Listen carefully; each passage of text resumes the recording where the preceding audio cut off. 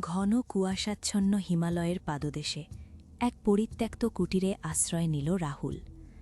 চাকরি হারানোর আঘাতে হতাশ তার মন, কিন্তু কুটিরের নিস্তব্ধতা তাকে শান্তি দিল। বাইরে ঝড়ের গর্জন শোনা যাচ্ছে, ভিতরে চায়ের কাপ হাতে সে স্মৃতির পথে ভাসতে শুরু করল। পরিবেশ যেন তার হতাশা আলিঙ্গন করছে, তবু প্রথমে সহনীয় লাগল। রাত গভীর হলে দেয়ালে ঝুলন্ত এক পুরনো ছবি চোখে পড়ল, তার মৃত বাবার। বাবা যে বলতেন, পড়ে গেলে আবার উঠবি রাহুল, জীবন যুদ্ধক্ষেত্র। হঠাৎ ঝড় থেমে গেল, কুয়াশা সরে চাঁদের আলো পড়ল।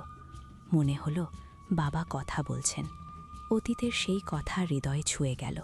হতাশা ধীরে ধীরে রূপান্তরিত হতে লাগল শক্তিতে। ভোরের প্রথম আলোয় রাহুল উঠে দাঁড়াল। সে বুঝল হতাশা ছিল তার মায়া, বাবার শিক্ষাই তার চিরকালের আলো।